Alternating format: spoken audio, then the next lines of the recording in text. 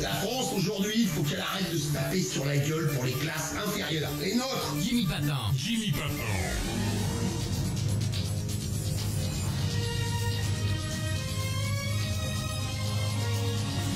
Ah ouais, c'est Jimmy du parti des pas de parti. Vous savez, le parti qui a les partis de ne pas faire partie d'un parti, ce qui nous permet de conserver en majeure partie l'intégrité de nos partis. Antenne dans 10 secondes, Jimmy.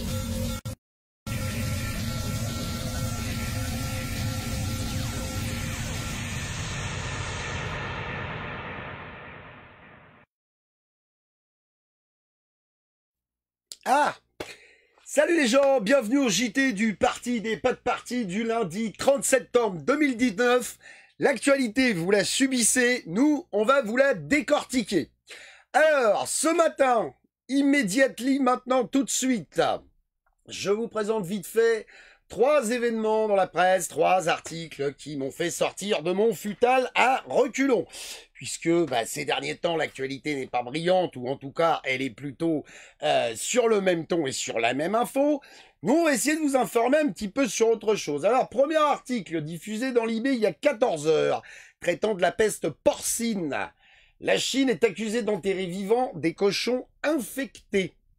L'épidémie de peste porcine africaine s'étend en Asie et touché en août 5 millions de bêtes et une demi-douzaine de pays. Donc on aurait pu faire une info qu'on appelle alerte virus, mais ça s'appelle alerte virus, mais en 2018, parce qu'en 2018 on était déjà au courant. Les photos ou les vidéos mises en ligne par de rares témoins et diffusées par des médias étrangers donnent la nausée. Certaines montrent une longue file de camions cabossés dans lesquels s'entassent des centaines de cochons dans des conditions épouvantables. Sur d'autres, on voit des cochons balancés tels des sacs dans de profondes fosses, tapissées de bâches. Les tractopelles et les énormes tas de terre accumulés autour des fosses ne laissent guère de doute sur le sort qui attend les animaux pris au piège, totalement affolés.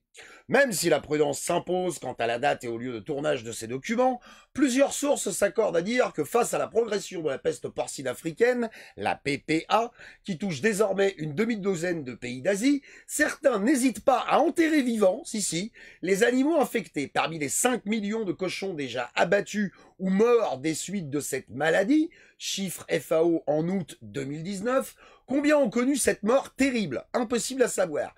Mais c'est en Chine, où sévit depuis 1 an ce virus hautement contagieux et mortel pour les cochons et les sangliers, que cette pratique serait la plus répandue. Il faut dire que la Chine, premier producteur et consommateur de porc au monde, compte la bagatelle de 26 millions de porcheries. Si la plupart sont de taille modeste, d'autres, véritables HLM à élevage, comprennent plusieurs étages, chaque niveau abritant jusqu'à 1 millier de porcs. Alors curieusement, évidemment, c'est une information qu'on ne trouve pas dans les médias traditionnels, parce que si jamais on dit aux gens faites attention parce que le porc, peut-être ça poque un peu du derche et il faut faire un peu gaffe, et ça pourrait peut-être avoir une incidence sur la grande distribution, les producteurs sans scrupules, ce genre de trucs, ou peut-être aussi que si un maximum de personnes étaient au courant de ce genre de choses, peut-être les gens feraient un petit peu gaffe avant d'acheter du porc ou ils essaieraient de privilégier les producteurs locaux. Cet événement n'a pas de précédent. En avril, Annie Schreier-Pierik, députée européenne néerlandaise, une flûte-glute comme dirait l'autre, et membre de la commission environnement, santé publique et sécurité alimentaire, interpellait ses collègues pour dénoncer l'enterrement des porcs vivants en Chine, ajoutant que des témoins avaient même vu des animaux brûlés vifs. La députée précisait que le virus étant capable de survivre dans les tissus des animaux morts, ces enterrements posaient de sérieuses questions sanitaires. Sans blague, juste on enterre des porcs vivants, mais à part ça, tout va bien. Si elle n'est pas transmissible à l'homme, la PPA s'avère en effet très résistante dans l'environnement comme dans les produits à base de viande de porc. Les pays d'Asie ont une bonne expérience de l'abattage massif de volailles suite à l'épidémie du virus H5N1, ou traduisez H1N1, comme disait l'autre. Mais traiter des cochons s'avère beaucoup plus complexe. La logistique devient plus militaire. On parle d'animaux vivants, je suis pas vegan, mais enfin, quand même, Pardon, la logistique devient plus militaire, témoigne un chercheur de la FAO qui préfère garder l'anonymat. Tiens, J'ai parlé à de nombreux experts et tous considèrent que cet événement n'a pas de précédent. L'ampleur de cette épidémie dans le monde animal semble en effet inédite, d'autant que le virus n'est actuellement contré par aucun traitement ni vaccin. Mais pour Nicolas Trèche, directeur de recherche à l'INRA, les moyens employés pour la juguler sont injustifiables. Il s'agit probablement là des pires conséquences de l'élevage industriel en termes de nombre d'animaux concernés et de souffrance animale. Mais le retour à un élevage paysan apparaît improbable dans un pays comme la Chine qui a récemment industrialisé son agriculture et doit répondre à une demande croissante de viande. Alors la plus rigolote, c'est la fin, hein, qui est là quelque part par là, juste en bas. 112 km de clôture entre la France et la Belgique. L'OIE, l'Organisation mondiale de la santé animale, dont la Chine est membre,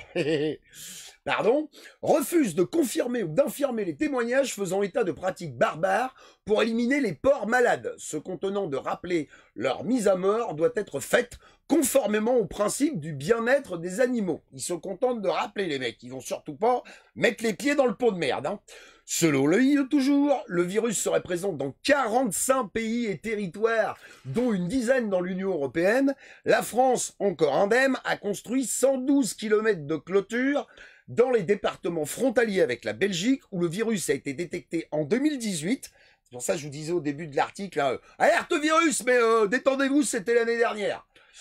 Afin d'éviter que des cochons et surtout des sangliers malades ne pénètrent sur son territoire. Donc les Français, ils sont persuadés qu'ils ont eu une bonne expérience avec la ligne Maginot.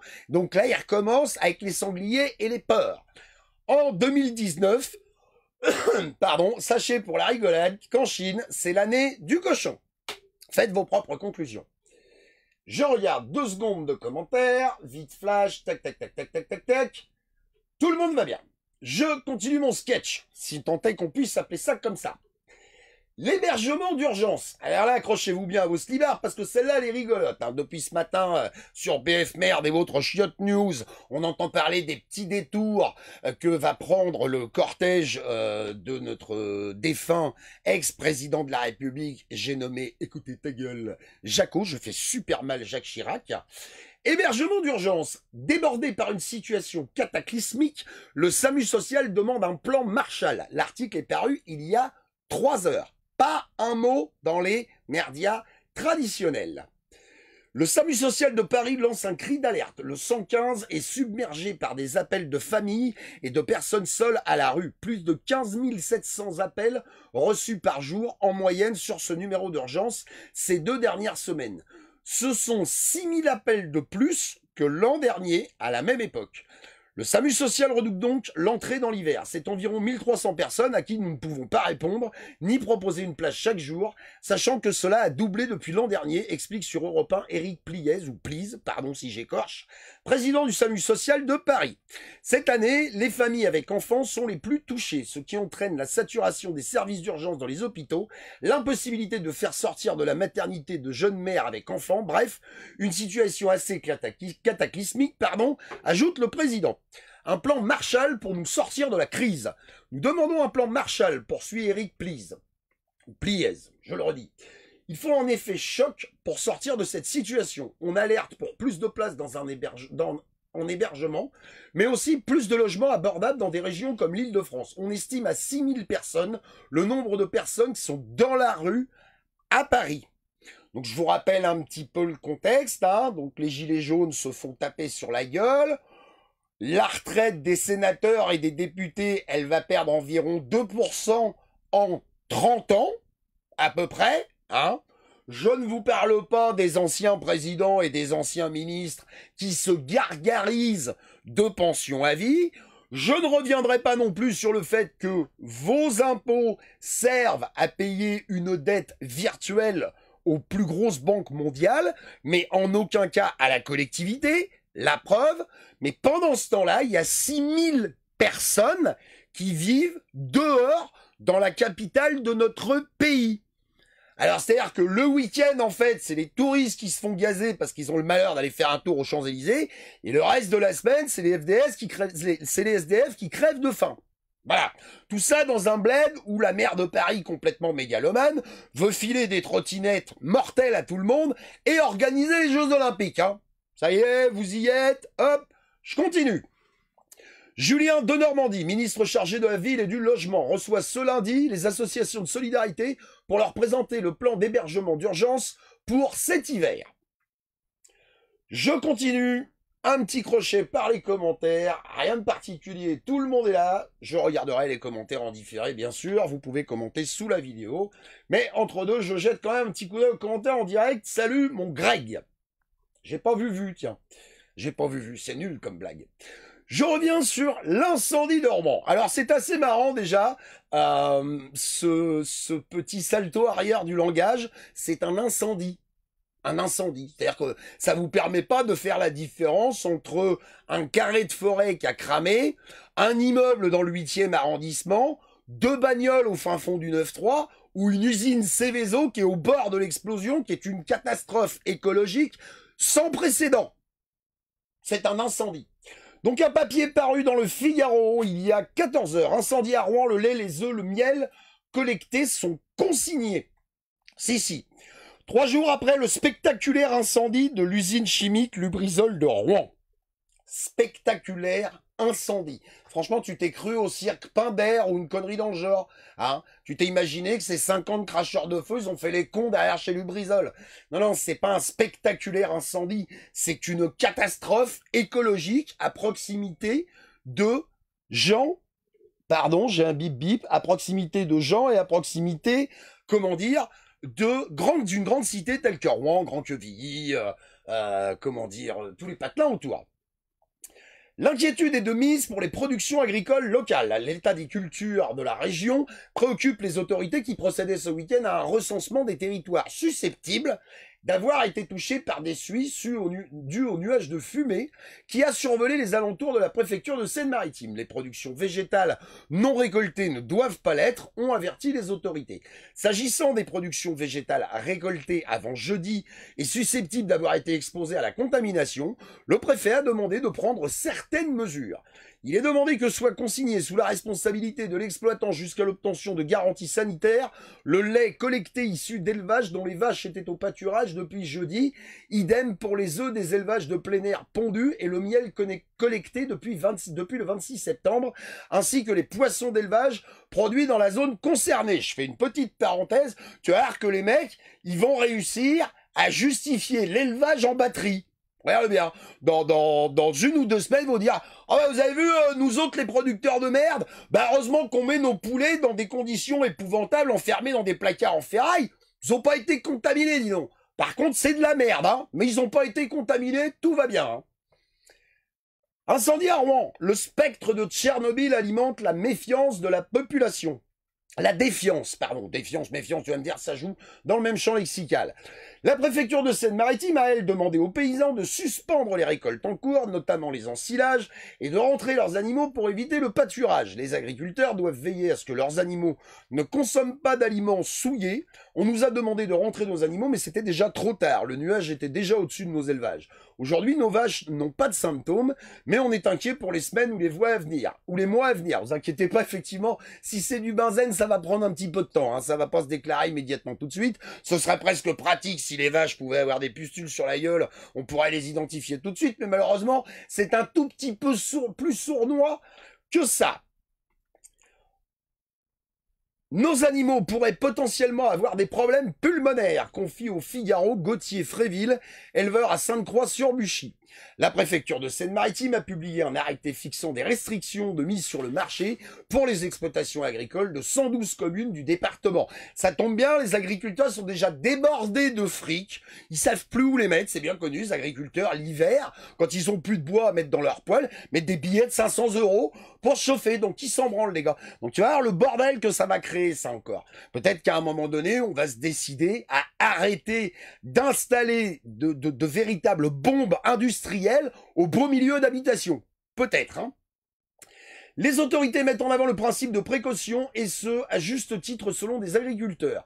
Toutes les feuilles vertes de ma production sont noires. C'est bien trop risqué de mettre ça en silo. On est suspendu aux analyses. Quelles qu'elles soient, il faut qu'elles soient rapides, a expliqué sur Europe 1 un agriculteur qui cultive du maïs. L'agence régionale de santé recommande, elle, de ne pas consommer les fruits et les légumes présentant des traces de suie. Par ailleurs, elle demande aux habitants qui constaterait la présence de retombées sous forme de suie, de bien vouloir le signaler aux services de gendarmerie ou de police ou aux services départementaux d'incendie et de secours. C'est-à-dire qu'en fait, le seul truc positif de ce putain d'accident, de cette putain de catastrophe, c'est qu'il y aura un peu moins de gendarmes dans la rue des matraques à la main, puisqu'ils vont être enfermés dans des burlingues, en train de remplir des paplards et en lisant les étiquettes des fioles. Ça va les occuper un peu la blosaille, au lieu de nous fracasser la gueule tous les week-ends. Bruno Le Maire, auparavant ministre de l'Agriculture de 2009 à 2012, a souligné dimanche qu'il lui paraîtrait normal que soient indemnisées les pertes des agriculteurs de la région rouennaise pour ceux qui n'auraient pas été assurés. Oui, Le Maire, il peut parler d'agriculture maintenant qu'il est plus ministre de l'Agriculture. Quand il retournera, ministre de l'Agriculture, il vous parlera du budget. C'est un peu ça le principe des ministres, hein. Les mecs qui font qu'une seule école, ils ont 14 spécialisations. Ça me fera toujours rire. Enfin, aujourd'hui, dans notre rubrique « Les politiques sont pathétiques », c'est Jacques Chirac qui emporte la timbale puisqu'il est maintenant officiellement recordman du monde du plus long décès d'un homme politique. En effet, sur les gros merdias, Jacques Chirac est décédé de la semaine dernière et il semblerait que cette semaine, il n'a pas encore terminé. Puisque la semaine dernière, on s'est farci les biographies, les copains, les ci, les mi. On aime le bonhomme ou on n'apprécie pas. La question n'est pas là, mais en tout cas, vous n'avez pas fini d'en bouffer du Jaco. Moi, voilà, je veux pas entacher à sa mémoire, mais enfin quand même, ça prouve qu'il s'est passé 2-3 petits trucs dans le pays et dans le monde cette semaine. Donc il est décédé la semaine dernière, on va essayer de l'enterrer cette semaine, et puis derrière, j'imagine qu'on va se taper les hommages à répétition. Voilà, néanmoins, sans rancune, salut Jaco, les politiques sont pathétiques, c'est toi qui ouvre la rubrique sur ce JT. Voilà, mesdames et mesdames, l'information que le JT des pas de parti voulait développer ce matin. Ne regardez surtout pas la télévision, je vous en supplie. Merci à tous les gens qui contribuent au JT, à la chaîne et au mouvement du parti des pas de parti. Merci aux tipeurs, merci aux gens qui ont été achetés des t-shirts, des suites et autres. Je pense que maintenant tous les problèmes de livraison sont réglés. Je vous souhaite une excellente journée à tous. Essayez de vous aimer un tout petit peu les uns les autres, bordel de merde. Ou si vous n'y parvenez pas, je vous en supplie, essayez à minima de vous tolérer un brin. Vous allez voir, ça change la vie. Bon lundi, bonne semaine à tous et à demain, si vous le voulez bien ou pas. À ciao!